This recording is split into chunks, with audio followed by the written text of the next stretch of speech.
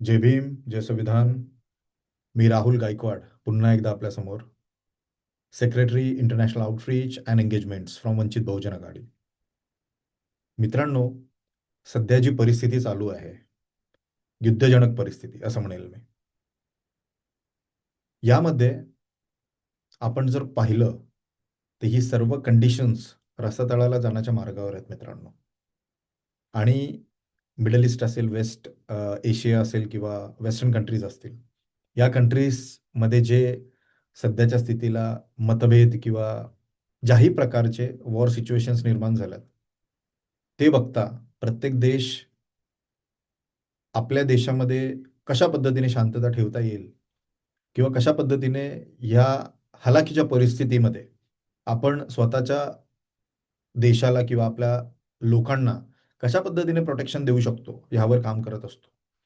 हे करत असताना मला असं वाटतं, की लोकशाही, डेमोक्रेसी या गोष्टींचा आपण फॉलोअप घेतला पाहिजे. कारण भारत हा ऑन द बेसिस ऑफ लोकशाही हा चांगला ॲक्ट करतो. हे प्रत्येक वेळेस, सर्वच वेळेस प्रूव्ह झालेलं आहे. आणि ते होत राहिलं पाहिजे आणि त्याच बेसिसवर आपण पुढे जात असतो.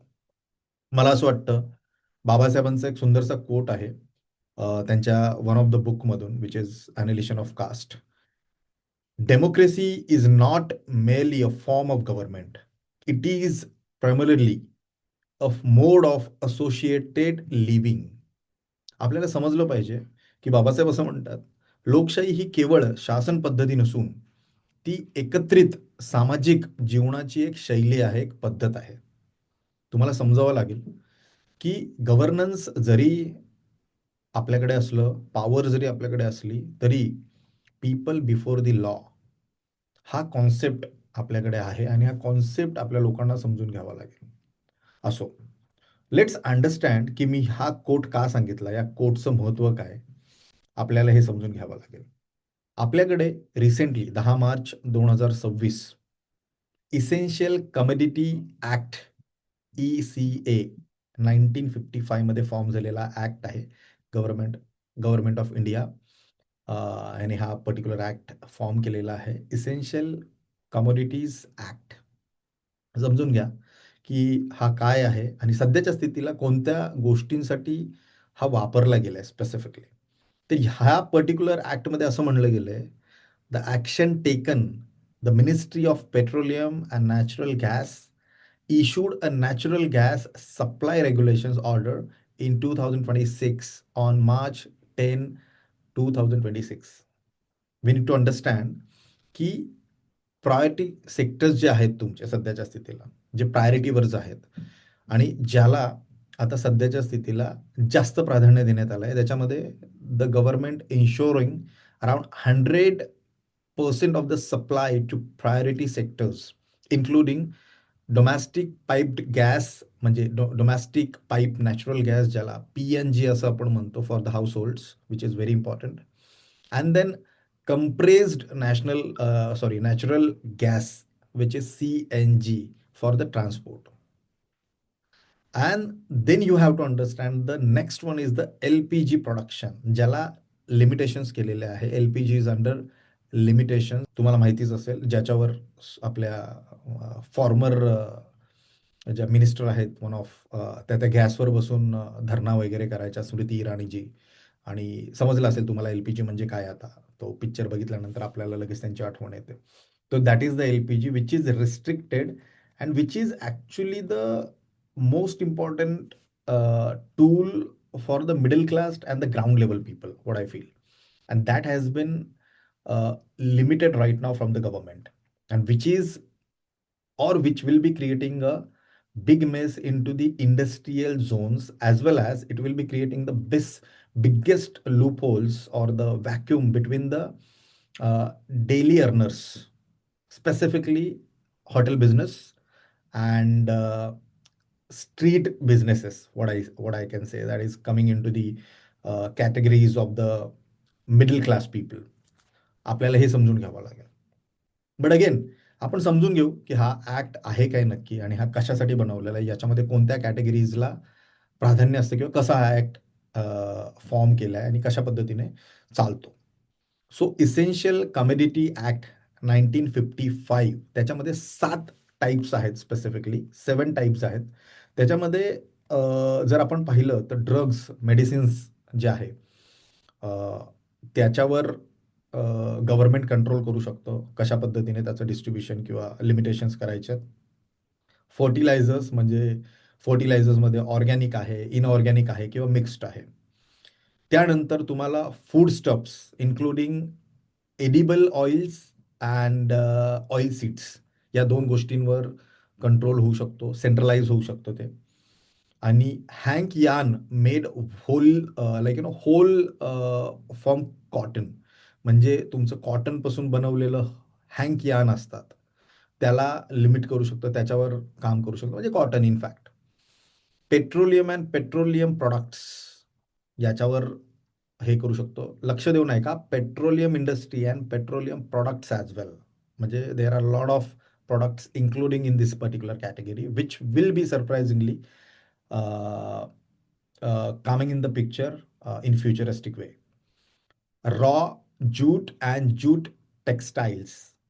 सो ह्या गोष्टी ज्या आहेत, ह्या पर्टिक्युलरली जर तुम्ही पाहिलं, तसंच शेवटचं 7वं म्हणजे सीड्स जे असतात, बियाणे जे असतात तुमचे, त्याच्यामध्ये seeds of food crops, seeds of fruits and vegetables, seeds of kettle fodder, and jute seeds and cotton seeds. म्हणजेच directly it will be affecting on agriculture if this particular segment will be activated. Right now, government have taken up the call to activate petroleum and the petroleum products या सेगमेंटवर आता सध्याच्या स्थितीला काम चालू आहे आणि याच्यावर काही लिमिटेशन्स आणलेत आणि काही प्रायोरिटीज त्यांनी डिसाईड केलेल्या आहेत. बट इन माय व्ह्यूज की ह्या प्रायोरिटीज डिसाईड करण्याची बारी आपल्यावर का आली, त्याचं रिझन आपले जे ऑइल स्ट्रॅटेजीज आहेत, ज्याला आपण बॅलन्सिंग ठेवायला पाहिजे होतं, ज्याला आपण बॅलन्स वेमध्ये मॅनेज करायला पाहिजे होतं, ते आपण करू शकलो नाही. आपल्याकडे एवढे फ्रॉड्स होतात. म्हणजे आम्ही रिसेंटली एक रिसर्च केलेली, त्याच्यामध्ये जवळपास एक 5 लाख कोटीचे फ्रॉड फक्त 10 इंडस्ट्रियलिस्ट जे इंडियामधून पळून गेलेले आहेत त्यांच्यावर आहे. ते थकबाकी आहे. अजून आपण जर बाकीच्या लिस्ट काढल्या तर तो किती मोठा होईल. आपण इराणकडनं स्वस्त तेल येतं म्हणून 80% डिपेंडंट राहण्यापेक्षा आपण बॅलन्सिंग अप्रोच जर ठेवला असता तर कदाचित आपल्यावर आज ही परिस्थिती आली नसती. लेट्स अंडरस्टँड की आत्तापर्यंत हा ॲक्ट कधी-कधी भारतामध्ये लागू झाला. कोणत्या-कोणत्या वर्षी आणि काय सिच्युएशन होती तेव्हा. So 1965 and 1967 between the 1965 and 1967 जिथे फूड क्रायसिस होते during this dot and Indo पाक वॉर बेसिकली म्हणजे दुष्काळ काळ जेव्हा होता त्याच्यामध्ये इंडो पाक वॉरच्या दरम्यान राईस आणि व्हीट म्हणजे परत ॲग्रिकल्चरवर हल्ला झालेला. याच्यामध्ये stock controls and the rationing strength वाढवलेली याच्यामध्ये. इकॉनॉमिक सर्व्हे ऑफ इंडियाचा रिपोर्ट आहे आणि याच्यामध्ये हा पर्टिक्युलर ॲक्ट ॲक्टिवेट केला होता. म्हणजे इंडो पाक वॉर. आपण आता सध्या कोणत्याही वॉरमध्ये इन्व्हॉल्व्ड नाही आहे. प्रात्यक्षिक, अप्रत्यक्षिक असं मला वाटतं. तरी पण आपल्याकडे हा ॲक्ट अप्लाय केला गेलेला आहे. 1973 मध्ये global oil crisis global oil crisis म्हणजे जागतिक तेल संकट होतं. त्याच्यामध्ये आपण पेट्रोलियमवर जसं आत्ता केलेलं आहे म्हणजे सप्लाय अँड प्राइस कंट्रोल हा गव्हर्नमेंटने स्वतःकडे घेतला होता. मिनिस्ट्री ऑफ पेट्रोलियमचा रिपोर्ट आहे. जागतिक ऑइल क्रायसिस होते तेव्हा. त्याच्यामध्येही आपलं कोणतं इन्व्हॉल्वमेंट नव्हतं जास्त. नॅशनल फूड ग्रेन शॉर्टेज म्हणजे देशातील अन्नधान्याचा तुटवडा 1974ची घटना. त्याच्यामध्ये व्हीट आणि राईस अगेन याच्या प्रोडक्शन्स आणि डिस्ट्रिब्युशनवर कंट्रोल गव्हर्नमेंटचा होता. 1980 मध्ये शुगर शॉर्टेज आणि त्याचं प्रोडक्शन आणि डिस्ट्रिब्युशन कंट्रोल अगेन गव्हर्नमेंटकडे होतं. मिनिस्ट्री ऑफ कन्झ्युमर अफेअर्सचा रिपोर्ट आहे. 1991 मध्ये इकॉनॉमिक क्रायसिस अँड इन्फ्लेशन म्हणजे जे ड्युरिंग द एल-पी-जी तुमचं किंवा ग्लोबलायझेशन, प्रायव्हेटायझेशन जेव्हा झालं भारताचं, त्यावेळेस फूड ग्रेन अँड फ्यूल याचं प्राइस स्टॅबिलायझेशन आणि याचे मेजरमेंट्स याच्यावर गव्हर्नमेंटने कंट्रोल घेतला होता. गव्हर्नमेंटने याला टेक ओव्हर केलं होतं त्यावेळेस. समजून घ्या कशा पद्धतीने या गोष्टी घडतात, कशा पद्धतीने होतात. 2006 मध्ये पल्सेस शॉर्टेज म्हणजेच तुमचा डाळीचा तुटवडा आणि याच्यामध्ये स्टॉक लिमिट्स अँड इम्पोर्ट्स या 2 गोष्टींवर गव्हर्नमेंटने कंट्रोल घेतला होता. 2010 मध्ये सर्वांनाच माहिती आहे ऑनियन प्राइस क्रायसिस आलेला सगळ्यात मोठा आपल्याकडे. कांद्याच्या किमतीमध्ये मोठी वाढ झाली होती. त्यावेळेस anti holding rates and export restrictions याच्यावर गव्हर्नमेंटने कंट्रोल केला होता. फूड इन्फ्लेशन स्पाइक्स 2013 मध्ये आलेले after the Lehman Brothers issues म्हणजे हा 10चा आणि 13चा इश्यू जो यूएसमध्ये झालेला लेहमन ब्रदर्स ने क्रिएट झालेला जो रिसेशन होता world wide. Lehman Brothers is the investment banking firm back to UK ज्याच्यामुळे रिअल इस्टेट डगमगली होती अमेरिकामध्ये पूर्ण रिअल इस्टेट मॉर्गेज इंडस्ट्री आणि त्याचा पूर्ण इम्पॅक्ट वर्ल्ड वाईड झाला होता. आणि त्याच्यामध्ये सुद्धा 2013 मध्ये फूड इन्फ्लेशन स्पाइक जो आलेला आपल्याकडे राईस अँड व्हीट जो तुमचा आहे त्यावेळेस अगेन ट्रेडर स्टॉक लिमिट्स करून टाकलेले आरबीआयचा इन्फ्लेशन रिपोर्ट आहे. 2014 मध्ये onion and potato price surge झालेला.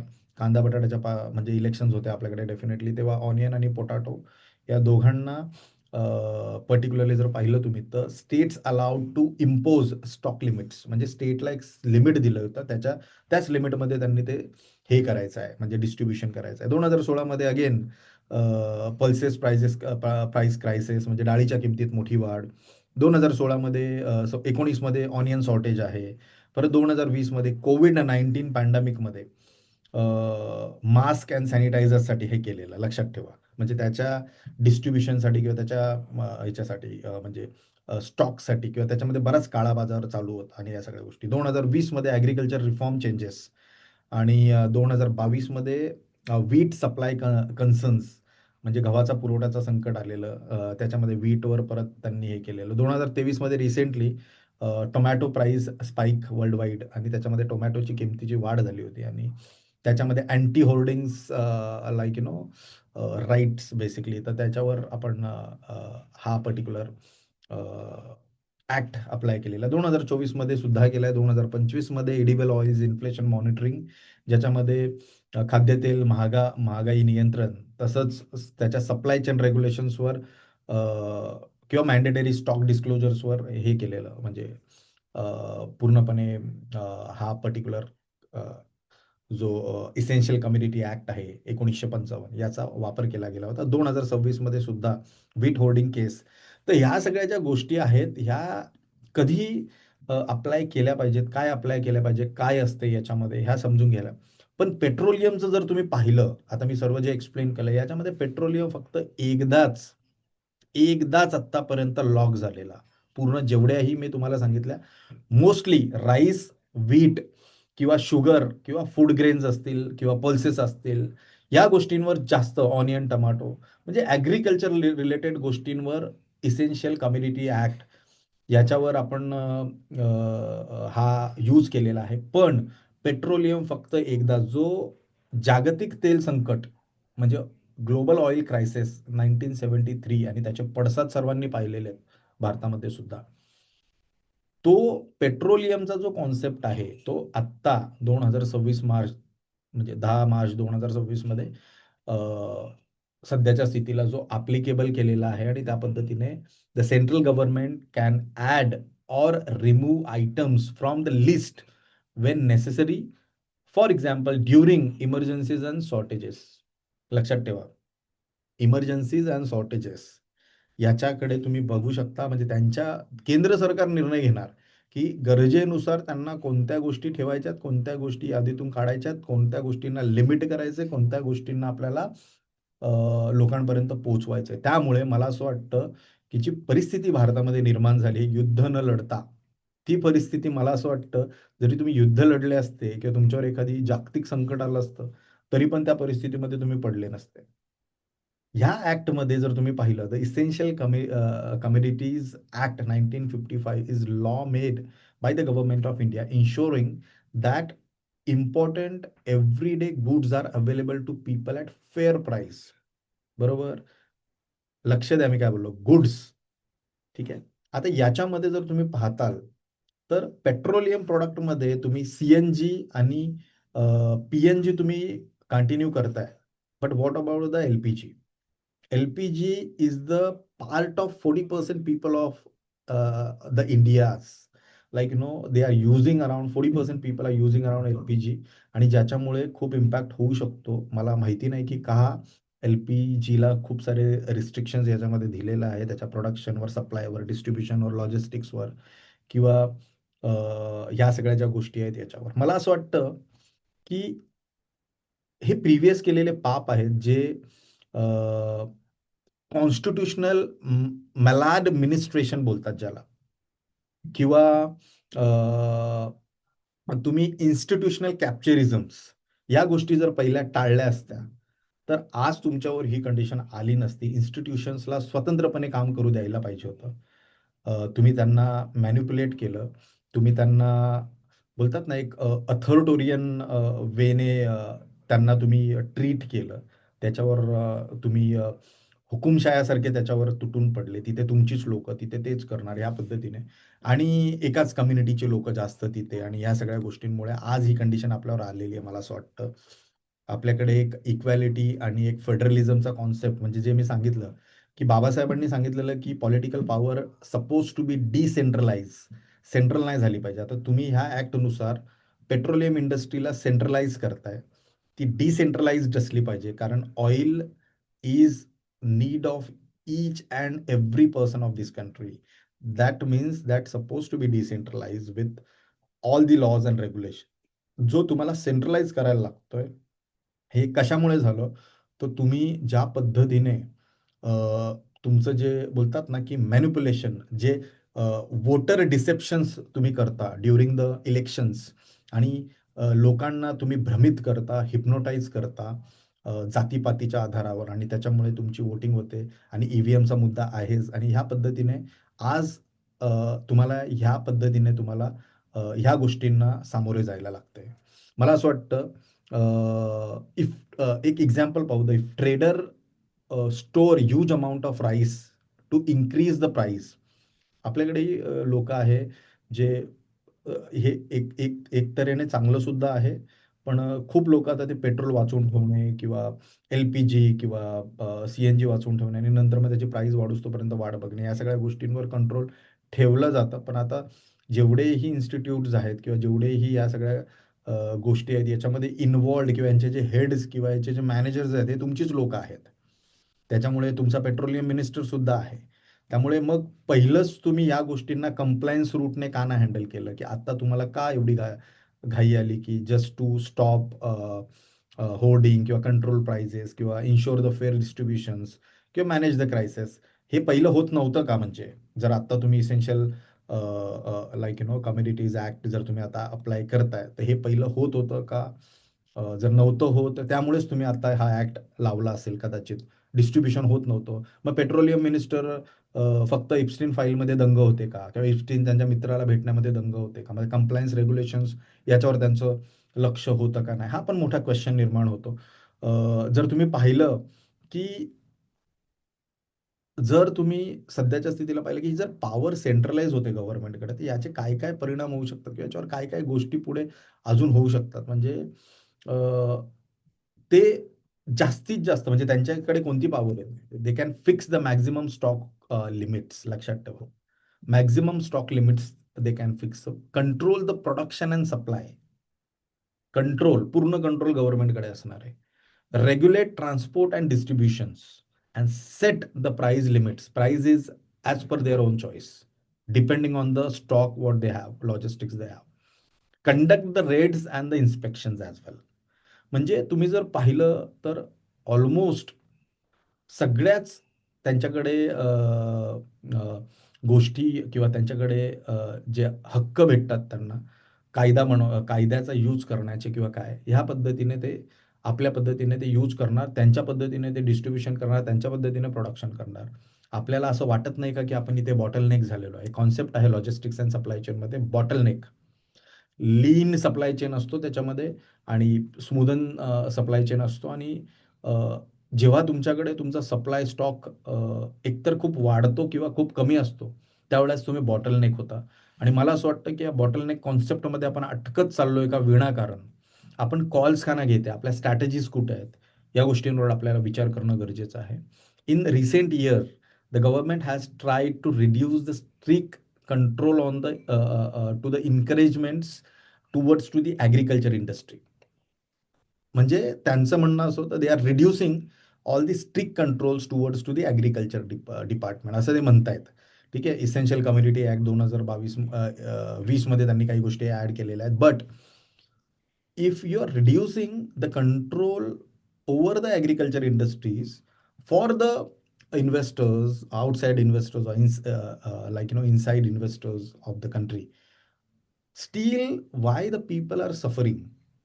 If you have removed these all caps, आपण बोलूया त्याला, जे कॅप्स लावलेले असतात त्या कॅप्स तुम्ही उडवून टाकल्या ॲग्रिकल्चरवरच्या, की it's suppose to be open for the investors in the market to invest money into the agriculture industries.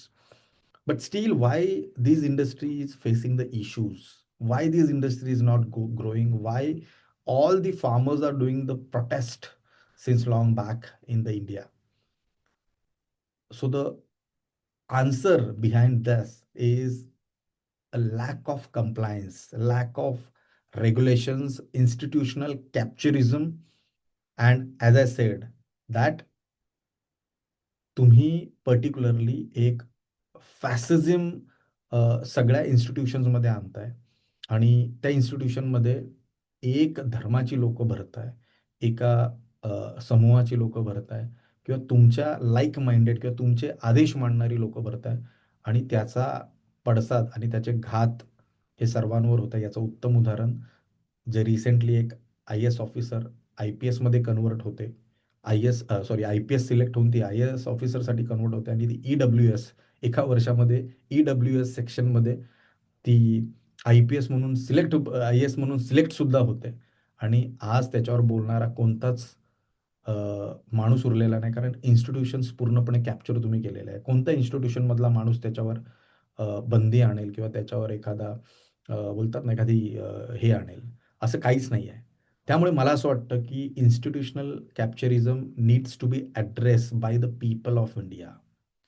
तुम्ही मोर्चे काढा, आंदोलनं काढा, ज्या इन्स्टिट्यूशन्समध्ये तुम्हाला इक्वॅलिटी दिसत नाही, जिथे रूल्स फॉलो होत नाही, जिथे रेग्युलेशनमध्ये त्या बँका असो, ते कोणतेही गव्हर्नमेंट ऑफिसेस असो किंवा प्रायव्हेट ऑफिसेस असो, जिथे you feel that you are not facing the equality, you have to talk about it, you have to take the actions, and you have to use the constitution